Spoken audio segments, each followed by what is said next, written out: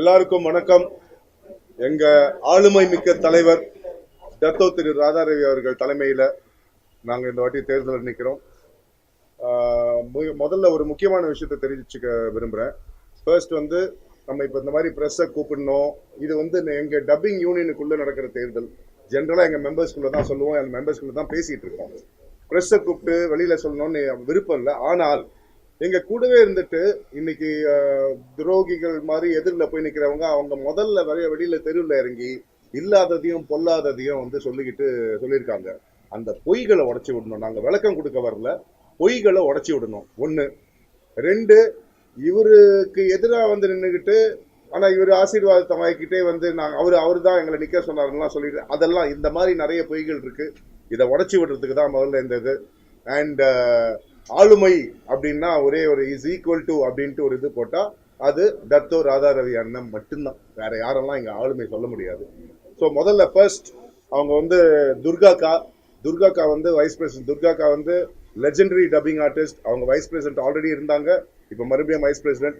Mohankumar Devanarayanan sir legendary dubbing writer and dubbing artist. அவங்களுடைய son அவர் முன்னாடியே இருந்திருக்காரு, இப்ப மறுபடியும் வராரு. மாலா மாமி ஆரம்பத்துல இருந்து ரவி அண்ணன் கூடவே இருந்து, அதாவது 36 வருஷம் கூடவே இருந்தேன்னு சில பேர் சொல்றாங்கல்ல, இவங்க தான் 36 வருஷம் அதுக்கு முன்னாடி இருந்தும் கூட இருக்காங்க. மற்றபடி எங்க panel Amy madam joint secretary, Shibu, Dada Saheb Phalke விருது வாங்கின ஒரு ஷிபு, பிரபாகர் அவர் கமிட்டி மெம்பர், அப்புறம் குமரேசன் எங்க ஜாயிண்ட் செக்ரட்டரி குமரேசன், யோகலட்சுமி, ஷாஜிதா, பல பேருடைய அவங்களுடைய பல பொறாமைகளுக்கு இலக்கணமான ஷாஜிதா, பாரதி, எல்லாருமே இவங்க எல்லாம் எங்க பேனல். சோ இதெல்லாம் எங்க பேனல் லிஸ்ட் உங்களுக்கு கொடுக்குறேன். எல்லாருக்கும் வணக்கம். திரு டத்தோ ராதாரவி அவர்கள் இப்போ இல்லை 40 வருஷமாவே எனக்கு நல்ல பழக்கம். என்ன இந்த யூனியன்ல சேர்த்தது அவர் தான், என்னை லைஃப் மெம்பர் ஆக்குனது அவர் தான், அதுக்கு அந்த பணத்தை கட்டினது கூட அவர் தான். அவர் இல்லைன்னா எங்க டப்பிங் யூனியனே கிடையாது. இது மட்டும் உண்மையான விஷயம். ஏன்னா இதுக்கு முன்னாடி நாங்க டப்பிங் பேசும்போது எத்தனையோ படங்களுக்கு சம்பளம் கொடுக்காம ஏமாத்திடுவாங்க, நிறைய பேர் ஏமாத்திடுவாங்க.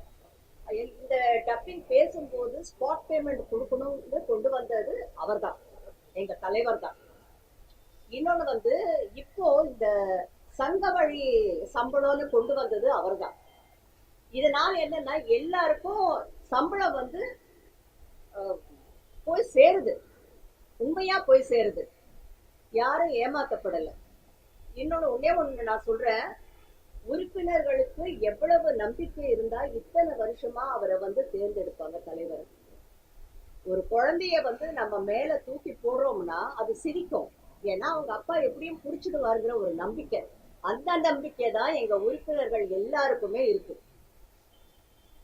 அப்படி எத்தனையோ பண்ணிருக்காருங்க. அவர் பண்ணதுக்கு கணக்கே சொல்ல முடியாது.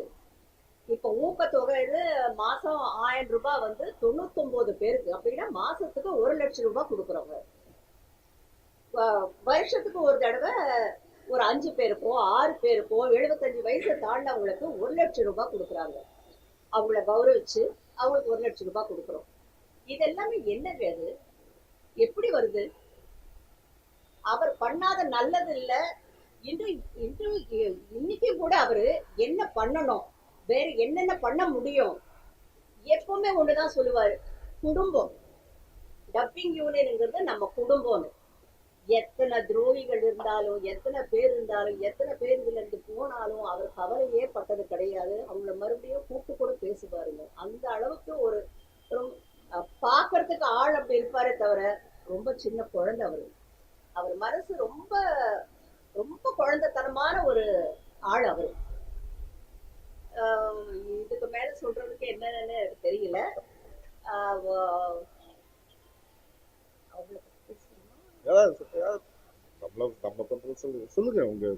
அப்புறம் கதிரை பத்தி ஏதோ பேசியிருக்காங்க.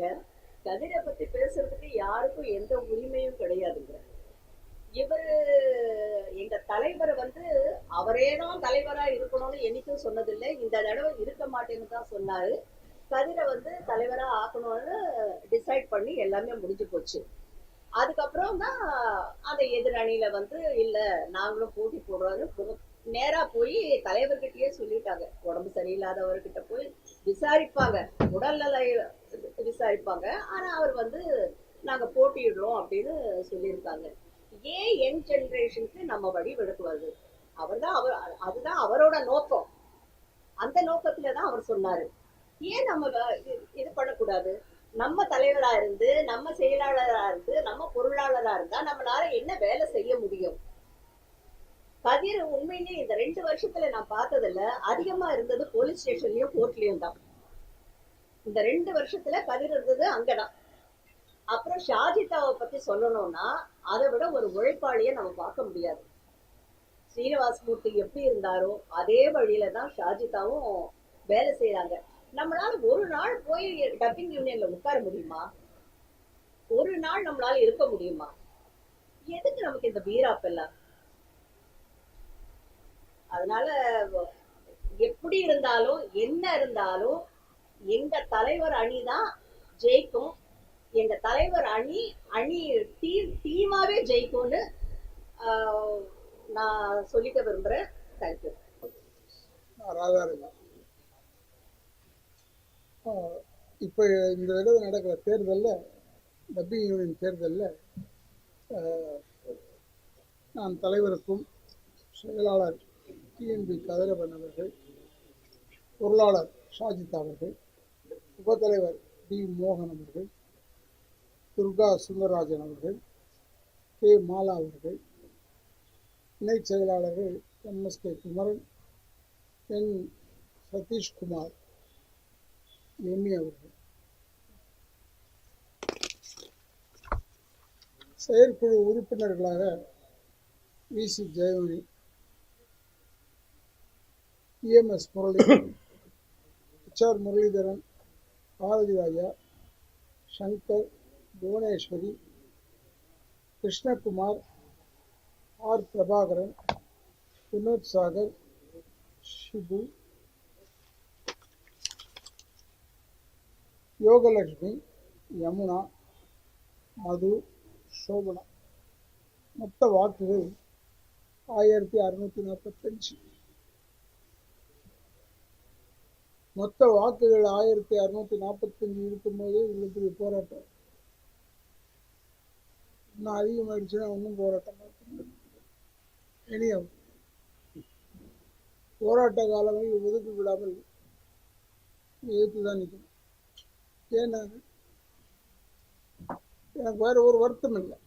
வரைக்கும் நான் வந்து எதிரிகளை பார்த்திருக்கிறேன், ஆனால் துரோகிகளை இந்த தேர்தலில் பார்க்கிறேன்.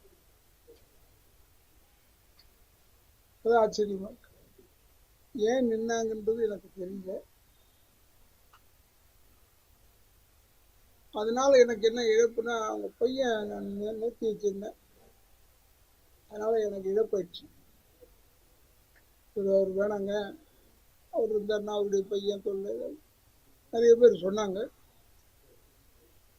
நான் எதற்காக சொல்கிறேன் என்றால், ஒரு யூனியன்னா என்னென்ன செய்ய போறோம்னு சொல்லணும். அவங்க சொல்றாங்க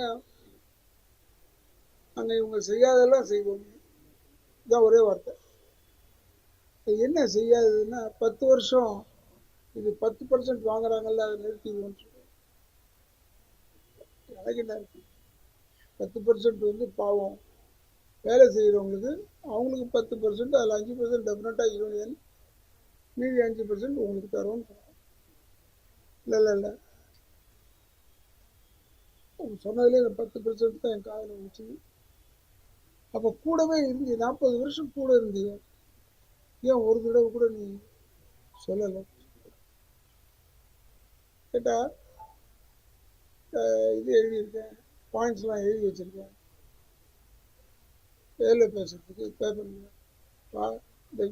மீட் பண்ணுறோம், இதில் பேசிடு போடாது. நான் தைரியமாக தன்னம்பிக்கையோடு இருக்கேன். நிச்சயமாக நம்ம அணி பெரிய அளவில் வெற்றி பெறும். இருந்தாலும் நாங்கள் எல்லாமே புது முகத்தை கொஞ்சம் பேர் நிறுத்துகிறோம், பழைய முகத்தை கொஞ்சம் பேர் நிறுத்துகிறோம். யாரும் சொல்லிவிடக்கூடாது. இன்ட்ரெஸ்ட் இருக்கிறவங்கள நான் சேர்த்துருக்கேன், இன்ட்ரெஸ்ட் இல்லாதவங்கள நான் சேர்த்துருக்கேன். ஆனால் இதனால் இன்னும் பெரிய இழப்பு, நம்ம பேச முடியல, தேர்தல் வரைக்குமாவது பேச முடியல. அதுக்காக வருத்தப்பட வேண்டியதாக. நல்ல நண்பன், 40 ஆண்டு கால நண்பன், ஏதோ ஒரு பட்டிருக்கோம். ஏன் நம்ம தலைவராக நின்று நான் ஆஸ்பத்திரியில் படுத்திருக்கும் போதெல்லாம் வந்தாரு, பேசினாரு. டைம் இருக்கு அதுக்கு, ஏன் இப்பவே அவசரப்படணும்னு சொல்லி கடைசியில் பசுக்கு நின்றுட்டாரு. அவர் நின்னது எனக்கு ஒரு பெரிய ஆச்சரியம்.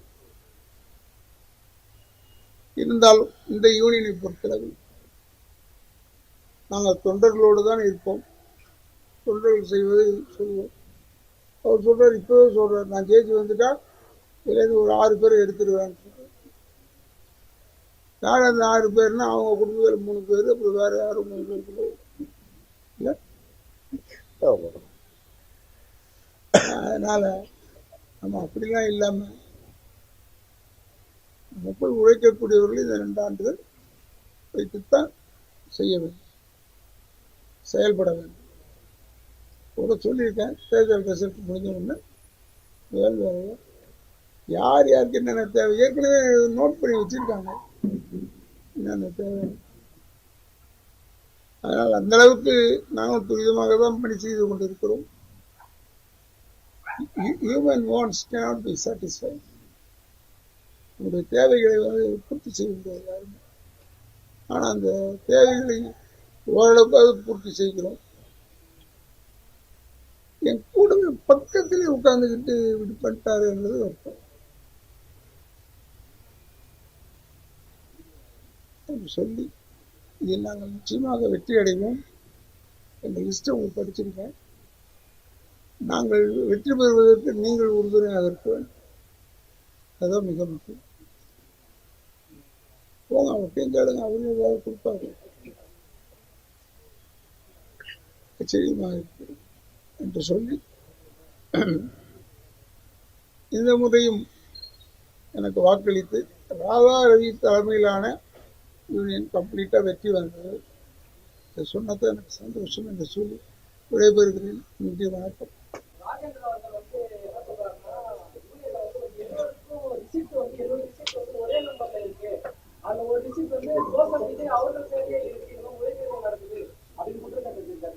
ஓகே, அதுக்கு நான் பதில் சொல்றேன். இப்போ இவர் சொல்றது எலிஜிபிள் ஓட்டர்ஸ் லிஸ்ட் ஒட்டியிருக்காங்க. ஓகே, எலிஜிபிள் ஓட்டர்ஸ் எதுல இருந்து எடுப்பாங்கன்னா, போன வருஷம் மார்ச் வரைக்கும் கட்டினவங்களுடைய இதுதான் இந்த வருஷம் தேர்தலுக்கு எலிஜிபிள் ஓட்டர்ஸ். போன வருஷம் 1 வருஷம் ஆகுது. 1 வருஷம் அப்போ இதெல்லாம் இவர் பார்க்கல. இவர் என்ன பண்ணிட்டு இருந்தாரு? இப்போ இது இன்னர் சிஸ்டம். நாங்க எங்க இஷ்டப்படி நாங்க பில் போட்டுக்கல, ரெசிப்ட் போடல. ஆடிட்டருடைய அட்வைஸ் படி இன்னொரு நீங்க கேட்டது நல்லதா போச்சு. ஹெரான் முரளி இருக்கார, வரலையா? ஓகே, ஹெரான் ராமசாமி நாடக கலைஞர், அவருடைய மகன் ஹெரான் முரளி எங்க கூட தான் ஆல்ரெடி பாடியில இருந்தாரு, இப்பவும் அடுத்த பாடியிலயும் இருக்காரு. அவரு கடந்த 4 வருஷமா அவர் என்ன பண்றாருன்னா, ஒவ்வொரு வருஷமும் சந்தா கூட கட்ட முடியாம இருக்காங்கல்ல, அந்த மாதிரி ஆளுங்களுக்கு நம்ம போடுவோன்ட்டு 15,000 ரூபாய் டொனேட் பண்ணிட்டு இருக்காரு. இது கமிட்டி மீட்டிங்ல தெரியும், அத்தனை மீட்டிங்ல ராஜேந்திரன் சார் இருந்திருக்காரு. ஆனா இதெல்லாம் ஏன் மறந்துட்டாருன்னு தெரியல. ஜோசப் விஜய்க்கு அவர் கட்டியிருக்காருன்னு என்ன விஷயம்னா, அப்போ அந்த லாஸ்ட் இயர் லிஸ்ட் பாக்குறப்போ அப்போ விஜய் அப்ப இன்னும் கட்டல. அந்த டைம்ல அப்போ இவர் என்ன சொன்னாரு, எனக்கு ஒரு சின்ன ஆசை, நான் வாண்டிங்கா சொல்றேன், எனக்கு விஜய் இது கட்டிடுங்க. ஒருவேளை விஜய் சார் கட்டினார்னா அதை வேற யாருக்காவது, யாரு கட்ட முடியல அவங்களுக்கு கட்டிடுங்க, என்னுடைய இது ஆசை, அது போடுங்கன்னு அவரு வெள்ளிங்ல இது பண்ணாரு. இவரு விஜய்க்கு கட்டியிருக்கேன்னு ராஜேந்திரன் சார் சொல்றாரு. இன்னொரு விஷயம் அவருக்கு அப்போ நான் சொல்றேன், 40 வருஷம் கூட எதுவுமே கத்துக்கல, எந்த விஷயமே தெரியாதுன்றதுக்கு இது ஒரு உதாரணம். ஸ்ருதிஹாசன் எங்க மெம்பர், சிங்கர் கார்த்தி எங்க மெம்பர். அவங்க மெம்பர் ஆனதுல இருந்து, அவங்க மெம்பர் ஆகணும்னு மெம்பர் ஆகல, அவங்க ஒரு படத்தை பேசணும்னு வந்தாங்க, மெம்பர் ஆயிட்டு பேசுங்கன்னு தலைவர் சொன்னாங்க, மெம்பர் ஆனாங்க. மெம்பருக்கு ப்ரொடியூசர் காசு கட்டினாங்க. இவங்களுக்கு மெம்பர், டப்பிங் யூனியன் மெம்பர் ஆகணும்னு ஆசைப்பட்டுலாம் அவங்க வரல, அதனால அதை பத்தி அவங்களுக்கு பெருசா இருக்காது. ஆனால் அவங்க 2 பேருக்கும், ஸ்ருதிஹாசனுக்கும் சரி கார்த்திக்குக்கும் சரி, இந்த அவங்க சேர்ந்ததுல இருந்து இந்த அத்தனை வருஷமும் நான் 200 ரூபாய் கட்டிட்டு இருக்கேன் சந்தா. என்ன அவங்களால சந்தா கட்ட முடியாதுனால கட்டுறேன் நான் கிடையாது. இது ஒரு பெருமை, எங்களுக்கு இருக்கிற பெருமை. இவங்க எங்க யூனியன் மெம்பருங்கிறது.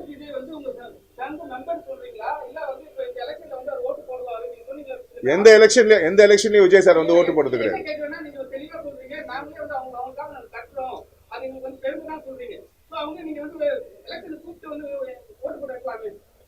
எங்க ஓட்டுங்கிறது அவருடைய உரிமை, ஒவ்வொருத்தருடைய உரிமை, அத கடமை. அது வந்து யாருக்காக, சங்கத்துக்காகவும் வந்து ஓட்டு போடுங்கன்னு நாங்க சொல்லுவோம். ஓகே, நான் வர வேண்டியது அவங்களுடைய உரிமையும் கடமையும். போய் கையை பிடிச்சி நிறுத்தி வர முடியாதுல்ல, சொல்றதுதான் நம்மளால முடியும். சரி, ஆமாங்க, மறுபடியும் சொல்றேன், ஆடிட்டருடைய அட்வைஸ் படி சில விஷயங்கள் இப்படிதான் பண்ணணும்ட்டு நான் சொல்றேன், நாங்களா போட்டுக்கல, இதெல்லாம் ஆடிட்டருடைய அட்வைஸ். ஏன்னா இங்க இருக்கிற கணக்கு ஒவ்வொரு மாசமும் செயற்குழுல சமர்ப்பிக்கிறோம். ஒவ்வொரு மாசமும் அதெல்லாம் பார்த்துட்டு டீடைல்ஸோட பார்த்துட்டு ஓகே பண்ணி தான் ப்ரொசீட் ஆகுது. ஓகே, இது ஆடிட்டர் தான் அந்த மாதிரி போட. ஏன்னா இது டொனேஷன்ல வந்த இது வந்து ஒரே கணக்குல வரணும், இந்த டொனேஷன் அமௌண்ட்ல வரணும். இல்லன்னா டபுள் என்ட்ரி வரும், இப்படி போடுங்கன்னு ஆடிட்டர் அட்வைஸ்ல தான் இது பண்ணுது. உள்ள வந்து கேட்டா தெரியுங்க, வெளியில இருந்து பேசினா எதுவுமே தெரியாது. தெருவுல இறங்கி டப்பிங் யூனியன் பத்தி டீடைல்ஸ் வேணும்னா டப்பிங் யூனியனுக்குள்ள தான் வந்து இது கேட்டதான் தெரியும். இப்போ இது கூட போன மாச கமிட்டி மீட்டிங் வரைக்கும் கூட ராஜேந்திரன் அங்கதான் இருந்தாரு. ஆமா, அவருக்கு எல்லா விஷயமும் தெரியும், எல்லாரோட ஒப்புதல்லையும் தான் எல்லாமே நடக்குது. இந்த கேள்வி அவர் அப்ப கேட்டிருக்கலாமே, இப்ப எதுக்கு கேக்குறாரு? ஏன்னா தெரியல. இல்ல, யாருகிட்டயும் அவர் வந்து கேட்கலங்க, யாருகிட்டயும் அவர் வந்து கேட்கல, உங்ககிட்ட தான் கேட்டாரு. அவரு இன்டர்வியூ கொடுக்கும் போது ஒரு விஷயம் சொல்றாரு, ஒரே ஒரு பத்திரிகையாளர் தான் இருக்காங்க, அவர் கேட்கிறாரு, எங்க உள்ள பணம் கையாடல் ஏதாவது நடந்திருக்குமா அப்படின்னு கேட்கிறாரு. அதுக்கு அவர் பதில் சொல்றாரு, நான் ஜெயிச்சு உள்ள போய் உட்கார்ந்ததுக்கு அப்புறம் தான் அதை பத்தி எல்லாம் தெரிஞ்சுக்க முடியும் அப்படின்றாரு. இவ்வளவு நாள் என்ன அவர் குடல் செயலியா உட்கார்ந்து இருந்தாரு, கமிட்டியில தான் உட்கார்ந்து இருந்தாரு. சார், உங்க கேள்விக்கு நீங்க கேட்டுட்டு இருக்கீங்க, உங்க கேள்விக்கு ஷார்ட்டா பதில் சொல்றேன். இதெல்லாம் என்னன்னா, அண்ணன் வந்து என்ன தலைவர்னு சொன்னார்ல, அவர் நினைச்சிட்டு இருந்தாரு அவரை தலைவர்னு சொல்லுவாருன்னு, சொல்லல. அப்படின்னு எதிரில போய் நின்னுட்டாரு. சோ நின்னுட்டதுக்கு அப்புறம் என்ன பண்றது? நான் இதெல்லாம் நல்லது பண்ணணும், எல்லா நல்லதையும் பண்ணிட்டு இருக்காரு, ஆல்ரெடி பண்ணிட்டு தான் இருக்கோம். பழி சொல்லணும். என்ன பழி சொல்றது? என்ன இதுக்கு இன்னொன்னு சொல்றேன், இவரோட சொந்த புத்தியில பேசல, இது பின்னாடி இருந்து ஒருத்தன் எடுத்து கொடுத்துக்கிட்டு இருக்கான். ஓகே, அதுதான் இவர் பேசிட்டு இருக்காரு. எங்க மெம்பர்ஸ் தெரியும் அது யாருன்னு நான் சொல்லிக்கிட்டு இருக்கேன். ஓகேயா? சோ ஓரளவுக்கு இதை நான் மறுபடியும் ஆரம்பத்துல சொன்ன மாதிரி அவரு சொன்ன குற்றச்சாட்டுக்கு இங்க விளக்கெல்லாம் சொல்ல வரல. நாங்க சில பொய்களை உடைக்க வந்திருக்கோம், ஒண்ணு சில விஷயங்களை எடுத்து சொல்ல வந்திருக்கோம், அவ்வளவுதான்.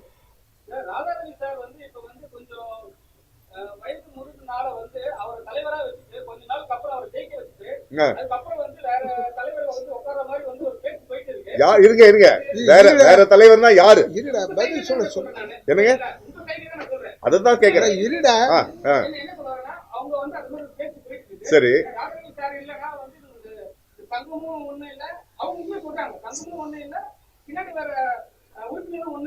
சரி, ராதாரவி சார் கோழை இல்லைங்க, ராதாரவி சார் கோழை இல்ல. நான் இப்போ வரேன், நான் வர மாதிரி வரேன், 2 மாசம் கழிச்சதுக்கு அப்புறம் கதிர் நீ வா, இல்ல துர்கா நீ வா அப்படின்னு சொல்றதுக்கு அவர் கோழை கிடையாது. அவரே நேரடியா சொல்லுவாரு, அது ராஜேந்திரன் சார் வாய் மூலமா சொல்ல வேண்டிய அவசியமே இல்லை. அதான் இல்ல அண்ணன், அதுக்கு அண்ணன் வந்து சொல்லுவாங்க. அதாவது அவர் சொல்றது என்னன்னா, ராதாரவி சார் இப்படி பண்றாரு, இப்படி பண்ண போறாரு, அவங்க யூனியனை விற்க போறது இல்லைல்ல. நான் எப்படியோ போறேன்பா, நான் இப்போ ஜெயிக்க போறேன், ஜெயிச்சுட்டு நான் வேற தலைவர் கொடுக்குறேன், ஆனால் யூனியனை விற்க மாட்டேன்ல. அந்த சட்டப்படி என்னன்னா யூனியன் விற்க முடியாது. இப்போ எனக்கு தெரியாதுன்னு சொல்ல முடியாது. நான் தலைவர் ஆகிட்டேன்னா உப தலைவர்களை தான் உள்ளே கொண்டாடலாம் நீங்கள் சொல்கிறபடி ஐடியாவில். ஆனால் நீங்கள் சொன்ன ஐடியாவும் நல்லா இருக்கு. நான் ஜெயிச்சுட்டு அப்புறம் அவர் இல்லைன்னு சொல்லி அதில் கதிரை கொண்டாடவே முடியாது. ஏன்னா கதிர் வந்து செயலாளராக இருக்கார், அவரை கொண்டாட முடியாது. இன்னொன்று சொல்லிடுறோம், இந்த துர்கம்மா யாருன்னா டைரக்டர் சுந்தரராஜன் சார் இருக்கார்ல, அவங்களுடைய இரண்டாவது மனைவி. அவங்க நல்ல நல்ல வாழ்க்கை எல்லாம் நல்லா இருக்குது. அவங்க முந்தின தடவைலாம் முதல்ல எதிர்த்து தான் நின்னாங்க, அப்புறமா நம்ம கிட்டே விட்டாங்க. ஏன்னா அதாவது செயல்படணும். அதே மாதிரி கதிர் யாருன்னா டைரக்டர் TN பாலு சார் பையன், அதாவது சட்டப்பயன் கையில் படம் எடுத்தாங்கல்ல, அவருடைய பையன். இப்போ நான் நினச்சிக்கிட்டேன், அப்பா இனிமேல் வரும்போது அவங்க வீட்டுக்காரு அவங்க அப்பா எல்லாரும் வந்து அவங்க ஸ்கூல் அட்மிஷன் மாதிரி ஆயிடுச்சு. அண்ட் ஒன் மோர் திங், இதில் யாருமே வந்து சோடையானவர்கள் கிடையாது. அவர் ஆக்கிடுவார் இவர் ஆக்கிடுவார்னா அது அவருடைய ஐடியாவாக இருக்கலாம். ஆக்க முடியுன்ற சட்டம் இருந்தால் கூட நம்ம இருக்கிற நான் ஏன்னா சொன்ன போன தடவை அதை அவர் தூக்கிட்டு சுமக்கிறாரு. போன தடவை சொன்னேன், இல்லைடா நான் வந்து விட்டுறேன், இன்னும் நான் தேய்ச்சிட்டு யாரையாவது கொண்டாந்துடலான்னு நான் சொன்னேன். ஒருவேளை அது என்னுடைய எஃபெக்டாக இருக்கும். அவர் புது ஐடியா எதுவுமே வர்ற அளவுக்கு அவர் இன்னும் தேர்ச்சிப்பாரு.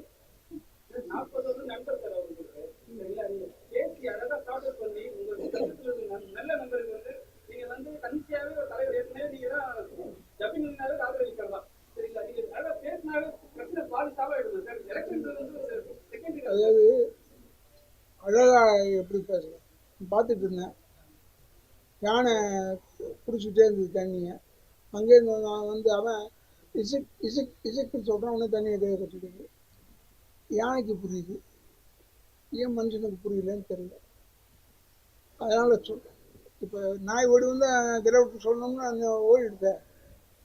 அது மாதிரி அவரும் இருக்கலாம். அவர் வந்து இல்லை நான் ஆசீர்வாதம் வாங்கிட்டேன். ஆசீர்வாதம் என்னது பெரிய ஆசீர்வாதம் வந்து சொன்னால் நான் நிற்கிறேன்னு சொல்கிறவங்கள நான் நிற்கக்கூடாதுன்னு சொல்லக்கூடாது. அதுதான் பேசிக்காக. அதனால் அவர் நின்னார். அவ்வளோ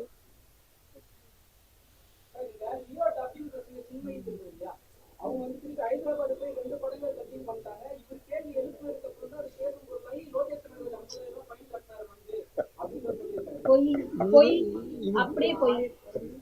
பேச்சு யாராவது அங்க வந்து ஒரு மரியாதை தராங்களான்னு பாருங்க. பேசுறேன். அதாவது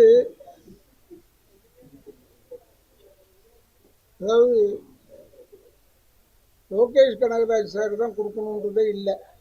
யார் நடிச்சாங்கன்னு பார்த்தேன், யார் வாங்கலையா?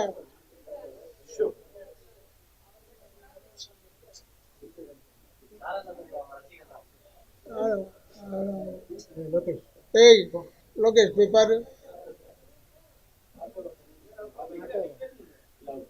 பப்ளிக் தான் பேசலாமா? டிஸ்டர்பன்ஸ் சரி. என்ன இந்த லோகேஷ் கனகராஜ் வந்து அவருக்கும் பாவம், அவருக்கும் தெரியாது. அவரு நான் மெம்பரா என்ன ரூல்ஸ் எல்லாம் தெரியாது. சொல்லிட்டாரு. இருந்தாலும் நான் ஃபோன் பண்ணுவேன்னா உடனே ஒத்துக்கிட்டாரு. நான் அனுப்புறேங்க அனுப்புறேன்னா அது அனுப்பிச்சுட்டு இருப்பேன். அது இவர் சொல்லி தான் அங்கே போய் சொல்லி அப்புறம் ஆச்சுன்னு சொன்னால் அந்த பெருமை அவருக்கு போகணும்னா பெருமை போட்டோம். எனக்கு ஒன்றும் இல்லை, வந்துடுச்சு காசு இவங்க, அவ்வளோதான். எங்கேயாவது அதோட ஓவர்.